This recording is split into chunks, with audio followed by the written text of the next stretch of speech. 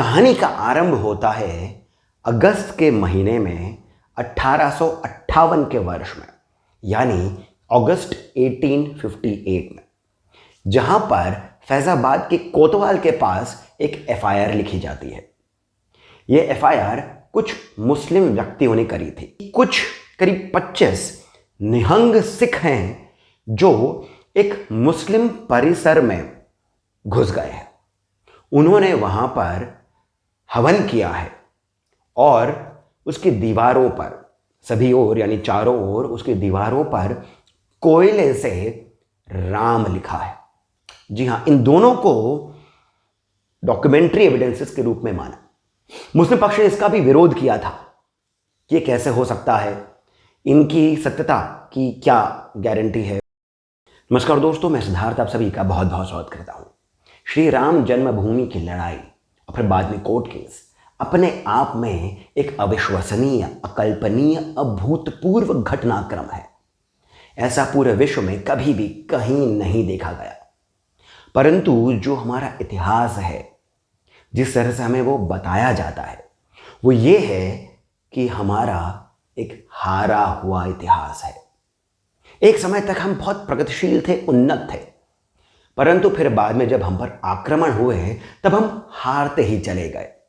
1000 वर्षों तक हम हारते ही रहे। एक हारा हुआ इतिहास, ऐसा हमें बताया जाता है। परंतु जब आप थोड़ी सी गहराई में उतर करके बातों को समझने की कोशिश करेंगे, तब आप ये जान लेंगे कि हमारे राष्ट्र के लिए, जन्मभूमि के लिए हमारे वीरों ने इसके एक एक कण के लिए बलिदान दिया है, अपने प्राणों का बलिदान दिया है। और केवल राष्ट्र के लिए ही नहीं, मंदिरों के लिए, एक एक मंदिर के लिए, मंदिर के एक एक पत्थर के लिए हमने अपने प्राणों को न्यौछावर किया है। हम जो सनातनी हैं, जो हिंदू हैं, ये फिनिक्स बर्ड की तरह है। वो बर्ड, वो पक्षी जो आग में जल जाता है, राख बन जाता है, पर फिर बाद में उसी राख से वो पुनः जन्म लेता है। हमारी भी कुछ कमियां रहीं, कुछ गलतियां हुई, जिसके कारण आक्रमणकर्ता अंदर आते ही चले गए, हमारे मंदिरों को ध्वस्त करते रहे, हमारी संस्कृति पर चोट करते रहे। हम जल गए, जैसे नालंदा का विश्वविद्यालय, हम जल गए, हम राख हो गए। परंतु वो भले ही ये बात भूल सकते हैं, हमें नहीं भूलनी चाहिए कि राख में भी जीवन के तत्व होते हैं। इस राख से ही हम पुनः उठे, बारंबार उठे, बार बार हमने मंदिरों का निर्माण किया। उन्होंने बार बार मंदिरों को तोड़ा, हमने उन्हें पुनः बनाया। वे थक गए, हम नहीं थके। सोमनाथ का मंदिर इसका उदाहरण है, काशी का मंदिर इसका उदाहरण है, और अयोध्या का श्री राम मंदिर इस बात का साक्षात उदाहरण है। और इसी कारण मैंने ऐसा सोचा कि जिस प्रकार छत्रपति शिवाजी महाराज, महाराणा प्रताप, रानी लक्ष्मीबाई, ऐसे कितने ही वीर और वीरांगनाओं की कथाएं हमें पता है, हमारे पुरखों ने हमें बताई हैं, हमारे माता पिता ने हमें बताई हैं, कॉमिक्स में, फिल्मों में हम इनके बारे में जानते हैं, इनके बारे में पढ़ते हैं। उसी प्रकार ये जो 500 वर्षों की सतत साधना, सतत तपस्या रही है हमारे पूर्वजों की, और आज के जो वीर महापुरुष रहे हैं, जिन्होंने श्री राम जन्मभूमि का कोर्ट केस लड़ा, इसके साथ में वे लगातार जुड़े रहे, इसकी भी एक कथा जन जन तक पहुंचाई जानी चाहिए। ये कोर्ट केस देखने में बहुत पेचीदा लगता है। जब मीडिया में हम इसके बारे में जानते हैं तो ये बहुत सारी बातों को आगे पीछे करके हमें बताते हैं, परंतु एक कथा के रूप में, एक कथानक की तरह, नैरेटिव की तरह ये हमें पता होना चाहिए। क्योंकि आज से 100 वर्षों बाद, 200 वर्षों बाद हमारी जो आने वाली पीढ़ियां हैं, वे भी इसे पढ़ करके, इसे जान करके गर्व की अनुभूति कर सकें।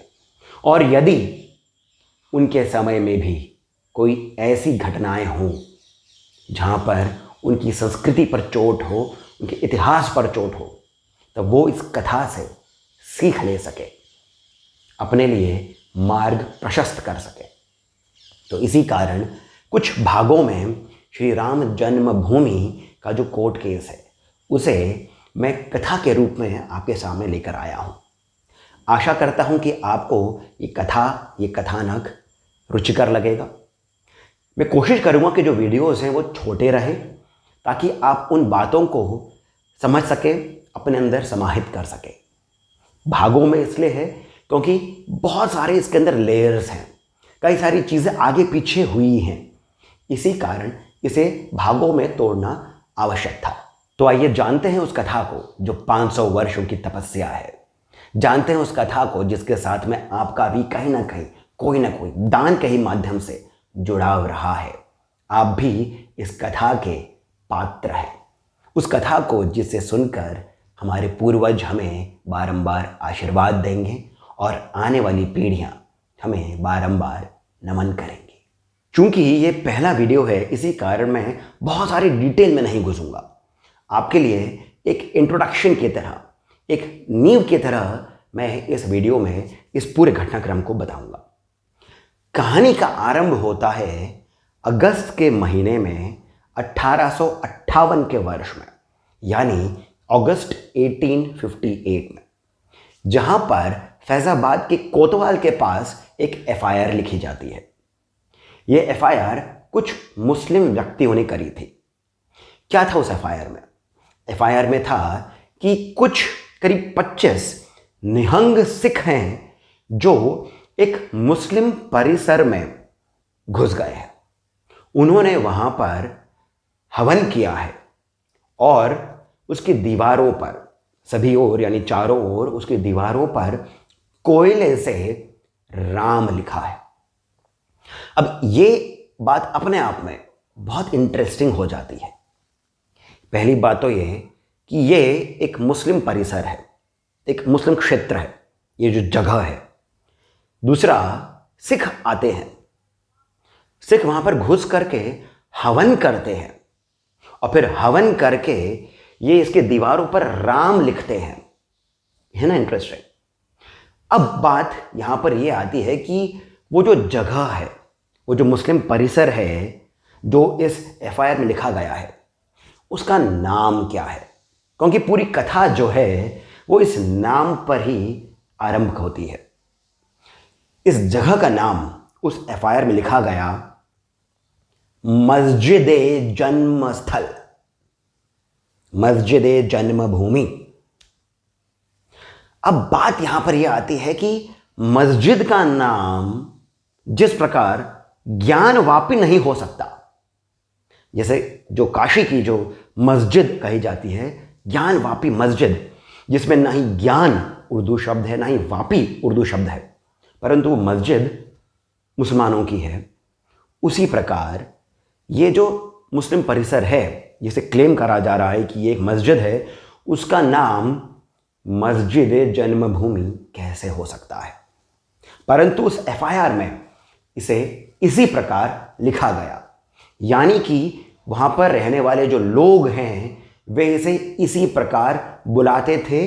1858 में ये उसी तरह से जानी जाती थी और इसी कारण, क्योंकि इसका नाम जन्मस्थल है, जन्मभूमि है, निहंग सिख, सिखों को अब एक अलग धर्म बताया जाता है, परंतु उस समय, जो कि बहुत दूर नहीं है यहां से, बहुत पहले की बात नहीं है, तब भी सिख हिंदू संप्रदाय, हिंदू धर्म के एक अभिन्न अंग थे और इसी कारण इन्होंने वहां पर हवन किया, राम लिखा। अब कहानी तो यहां पर शुरू हो गई।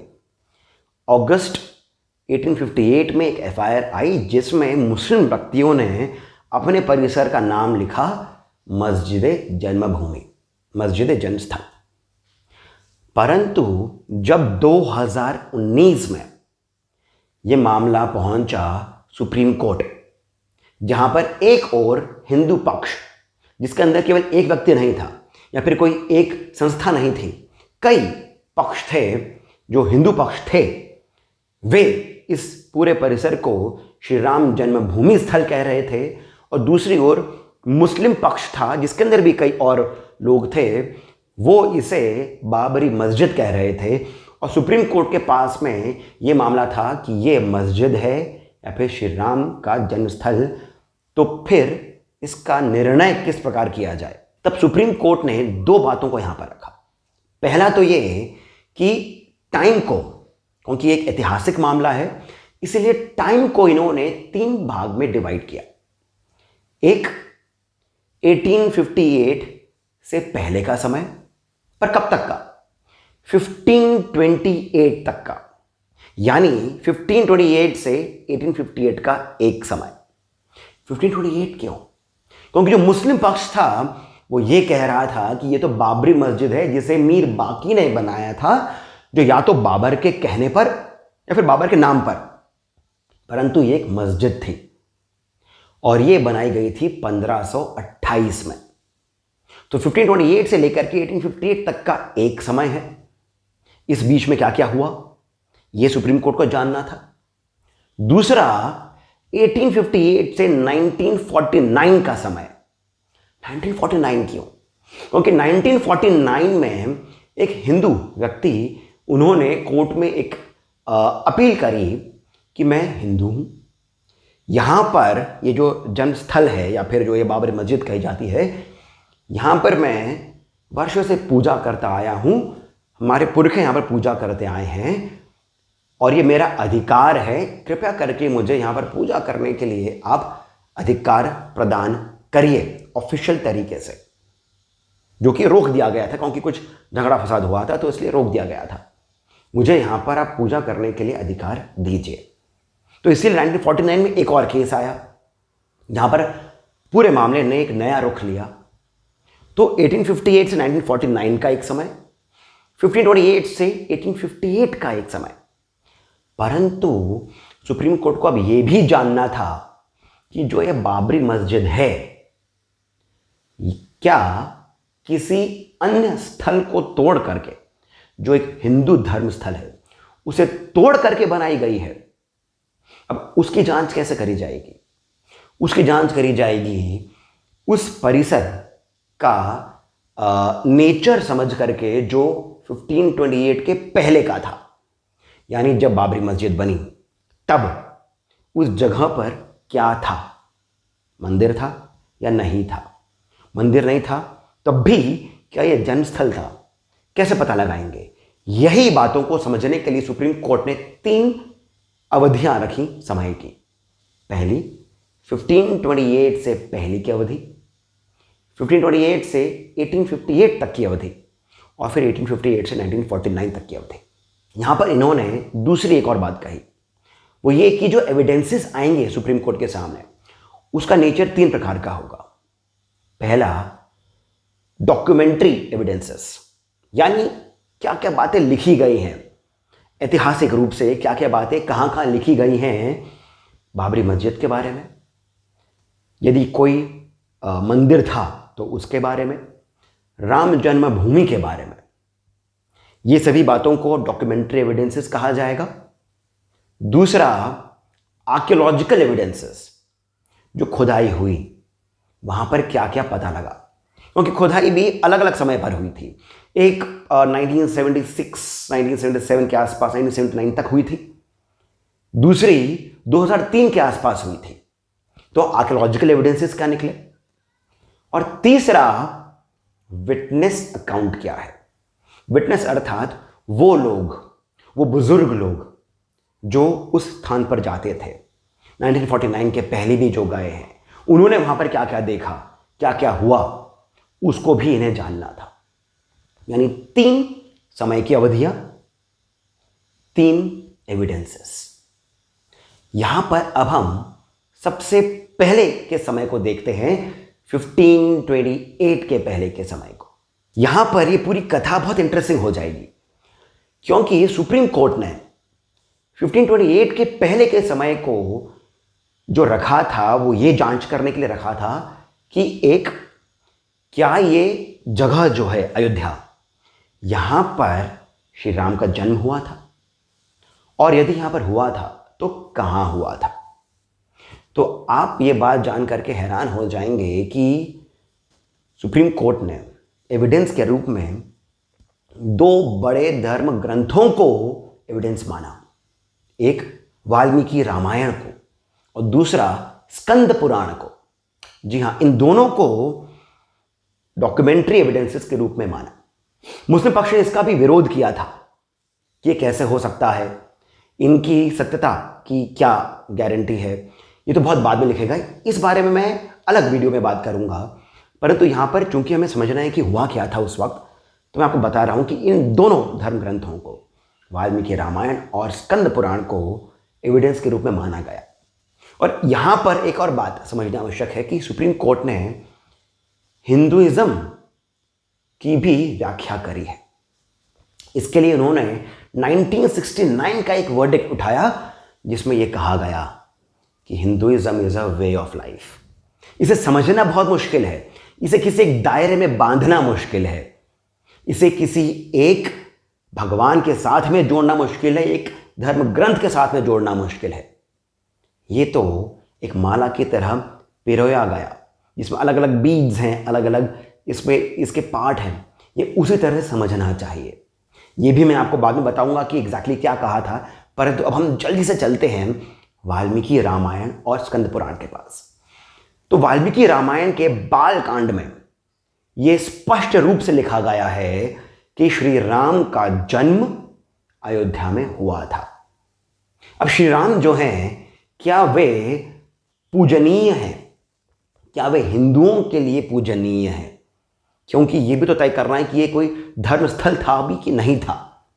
तो यहां पर स्पष्ट रूप से लिखा है, वाल्मीकि रामायण के बालकांड में स्पष्ट रूप से लिखा है कि भगवान विष्णु ने स्वयं ने श्री राम के रूप में दशरथ और कौशल्या के कोख से जन्म लेने का निर्णय किया था। स्पष्ट रूप से सुप्रीम कोर्ट ने इस बात को मान लिया। परंतु मुस्लिम पक्ष ने अब यह कहा कि ठीक है, अयोध्या में श्री राम का जन्म हुआ था, परंतु दो बातें आती हैं कि वाल्मीकि रामायण लिखी कब गई थी और दूसरा कि अयोध्या में कहां हुआ था, क्योंकि अयोध्या तो बहुत बड़ा शहर है।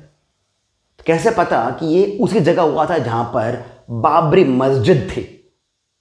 तो यहां पर भी सुप्रीम कोर्ट ने हिस्टोरिकल एविडेंसेस पता लगाए, वो भी मैं आपको अलग वीडियो में बताऊंगा। परंतु ये बात स्पष्ट रूप से तय हो गई, प्रूव हो गई कि वाल्मीकि रामायण 2000 वर्षों पहले, कम से कम इसकी जो अवधि है वो 2000 वर्षों पहले लिखी गई थी, क्राइस्ट के पहले लिखी गई थी। तो इसी कारण ये बाबरी मस्जिद का तो बहुत पहले है। और जहां पर अयोध्या के बारे में बताया गया है, श्री राम की ये जन्मभूमि है, ऐसा बताया गया है। अब दूसरी बात यह कि अयोध्या में कहां पर जन्म हुआ, इसके लिए स्कंद पुराण के वैष्णव खंड के अयोध्या महात्म का सहारा लिया गया, जहां पर स्पष्ट रूप से लिखा है कि श्री राम का जन्म किस स्थान पर हुआ था, वो एग्जैक्ट लोकेशन क्या थी। तो आप अब इस बात को एक मूल रूप से जान लीजिए कि हमारे जो धर्म ग्रंथ है वो कितने साइंटिफिक हैं, उनकी ऐतिहासिकता कितनी स्पष्ट है, वे क्लियर हैं अपनी बातों में, वे कोई किस्से कहानियां कथाएं नहीं हैं जो मैथोलॉजिकल है। उनका रेलिवेंस इतिहास के साथ में भी था और हमारे आज को भी वो बदल रहा है, सही कर रहा है। अब यहां पर बहुत ही इंटरेस्टिंग मोड़ आया जब मुस्लिम पक्ष ने एक रिपोर्ट सामने रखी जिसमें 4 हिस्टोरियंस ने वाल्मीकि रामायण और स्कंद पुराण पर प्रश्न उठाए, ये कहते हुए कि ये जो दोनों ग्रंथ लिखे गए हैं ये तो 18th सेंचुरी के आसपास लिखे गए हैं, 19th सेंचुरी के आसपास लिखे गए हैं, और इसी कारण इन्हें तथ्य नहीं माना जा सकता। साथ ही साथ सुप्रीम कोर्ट ने इस पर क्या कहा यह भी हमें जानना है। सुप्रीम कोर्ट ने आर्कियोलॉजिकल एविडेंसेस कौन कौन से उठाए, क्या क्या था उस खुदाई में जो 2003 में करी गई। साथ ही साथ वो ट्रैवलर्स, बाहर के विदेशी ट्रैवलर्स जो भारत में आए, जो अयोध्या गए, जिन्होंने अयोध्या में जो जो देखा उसे लिखा, वो क्या क्या लिखा था, इन्हीं सभी बातों को हम अपने अगले वीडियो में जानेंगे। दोस्तों, ये पूरा कोर्ट केस जो है ये 1045 पन्नों का है। इसे मैंने पूर्ण रूप से पढ़ा है, समझा है। वो जो एविडेंसेस इन्होंने बताए उसे मैं भी अपने हिसाब से जितना भी मैं खोज पाया वो मैंने खोजा है। परंतु फिर भी हो सकता है कि मुझसे कुछ कहीं पर चूक हुई हो, कुछ भूल हुई हो तथ्यों में, समय में। तो मैं आप सभी से ये विनती करता हूं कि जो जानकार व्यक्ति हैं वे कृपया करके कमेंट सेक्शन में यदि कहीं पर भी कुछ भूल हुई हो तो वो इस त्रुटि को बताएं। आगे की कुछ बातों को भी वो अगर बताते हैं तो मैं उसे भी अपने वीडियो में जोड़ूंगा। साथ ही साथ मैं आप सभी से ये विनती करता हूं कि यदि आपको अभी तक की जो एक कथा है जहां पर कोर्ट केस आरंभ हुआ, कोर्ट केस क्यों आरंभ हुआ और किस प्रकार से सुप्रीम कोर्ट इस पूरे केस को समझेगा, ये पूरी बात, ये पूरा इंट्रोडक्शन हमने इस वीडियो में जाना है। यदि आपको ये रुचिकर लगा है, यदि आप इसके बारे में और अधिक जानना चाहते हैं तो कृपया करके कमेंट सेक्शन में मुझे लिखें। इस वीडियो को लाइक अवश्य करें, हमें सब्सक्राइब करना नहीं भूलें। इस वीडियो को शेयर जितना अधिक हो सके उतना करें, क्योंकि आने वाले भी बहुत सारे वीडियोस जो हैं वो पूरे मामले को गहराई में समझेंगे, अलग अलग लेयर्स को हम जानेंगे। कथा बहुत इंटरेस्टिंग है, सत्य मानिए, और इसी कारण इस चैनल को आप सब्सक्राइब भी करिए। साथ ही साथ कमेंट सेक्शन में जो पहला कमेंट पिंड है वहाँ से पेटीएम, जीपे इत्यादि के माध्यम से 100, 200, 500 जितना भी आपके मन में आए आप हमें श्री सहयोग अवश्य करें, बहुत अधिक प्रोत्साहन मिलता है। इसके साथ मैं सिद्धार्थ आप सब इससे जाने की अनुमति लेता हूँ। बहुत बहुत धन्यवाद। जय श्री राम।